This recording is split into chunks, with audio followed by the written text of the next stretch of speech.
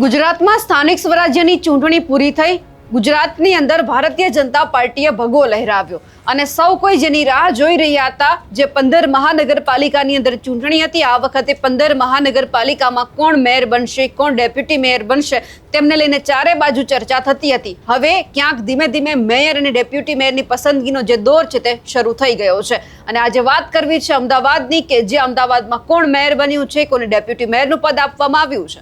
નમસ્કાર, આપ જોઈ રહ્યા છો નિર્ભય ન્યૂઝ અને હું છું આપની સાથે રિદ્ધિ.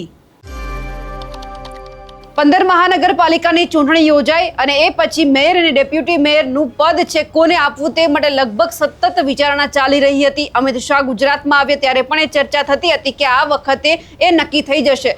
2 અઠવાડિયા વીતી ગયા, 3 અઠવાડિયા વીતી ગયા અને એ પછી આજે જઈને મેયર અને ડેપ્યુટી મેયરનું જે પદ છે તે સોંપી દેવામાં આવ્યું છે. અમદાવાદના પ્રથમ નાગરિક તરીકે થલતેજ વોર્ડના કોર્પોરેટર છે હિતેશ બારોટ, તેમની વરણી કરવામાં આવી છે. ડેપ્યુટી મેયર તરીકે સાબરમતી વોર્ડના અંજુબેન શાહની નિમણૂક કરવામાં આવી છે, જ્યારે સ્ટેન્ડિંગ કમિટીના ચેરમેન તરીકે ખોખરા વોર્ડના કોર્પોરેટર કમલેશ પટેલની વરણી કરવામાં આવી છે. ભાજપના શાસક પક્ષના નેતા તરીકે શાહીબાગ વોર્ડના જશુભાઈ ઠાકોર અને દંડક તરીકે ચાંદખેડા વોર્ડના અતુલ મિશ્રાની નિમણૂક કરવામાં આવી છે. અમદાવાદ શહેર ભાજપ પ્રમુખ પ્રેરક શાહ, પ્રદેશ મહામંત્રી અજય બ્રહ્મભટ્ટ અને એલિસ બ્રિજના ધારાસભ્ય અમિત શાહ છે, તેમના સહિતના હોદ્દેદારો છે આ બેઠકમાં હાજર રહ્યા હતા. અને એ જ બેઠકની અંદર જે મેયર છે, ડેપ્યુટી મેયર છે અને આ તમામ લોકોની વરણી કરવામાં આવી છે. અને સાથે સાથે જો અમદાવાદના જે મહાનગરપાલિકાના મેયર છે હિતેશ બારોટ, એમની જો વાત કરીએ તો લગભગ તે 1986માં ભાજપમાં જોડાયા હતા. 1987 થી 1997માં તે RSSમાં સક્રિય હતા. 1988માં થલતેજ ગ્રામ્ય મંડળના તેઓ મહામંત્રી બન્યા હતા. 1989 થી 1997 દરમિયાન દસક્રોઈના 18 ગામ બક્ષી પંચની જવાબદારી તેમણે સંભાળી હતી. 2001 થી 2005માં તેઓ બોડકદેવના સરપંચ બન્યા હતા. 2010માં APMC અમદાવાદના વાઇસ ચેરમેન બન્યા. 2012માં ADC બેંકના ડિરેક્ટર તરીકે તેમની નિમણૂક થઈ હતી. 2014માં APMCમાં તેઓ ફરી ડિરેક્ટર બન્યા. 2014માં ગાંધીનગર લોકસભાના બક્ષી પંચના ઇન્ચાર્જ બન્યા. 2013 થી 2017 સુધી તેમણે પંચમહાલ ડિસ્ટ્રિક્ટ બેંકમાં ડિરેક્ટર તરીકેની ભૂમિકા ભજવી.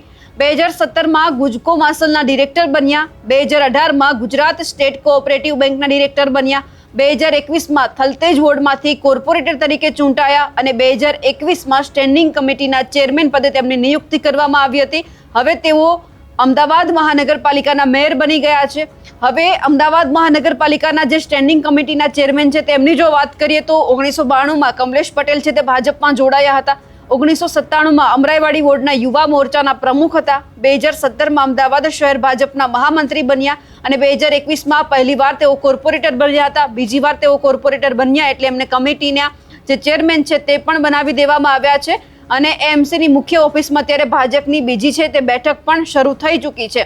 અને આ સાથે સાથે હવે જે રીતે મનપા અલગ અલગ જે 15 મહાનગરપાલિકા છે એમાં મેયર છે, ડેપ્યુટી મેયર છે, તેમના નામ નક્કી થઈ રહ્યા છે. અમે તમને સતત અપડેટ આપતા રહીશું કે જે 15 મહાનગરપાલિકા એટલે અમદાવાદની તો વાત અત્યારે થઈ ગઈ. હવે બીજી મહાનગરપાલિકામાં કોણ મેયર અને ડેપ્યુટી મેયર બને છે તેમની પણ ચર્ચા કરીશું. નમસ્કાર.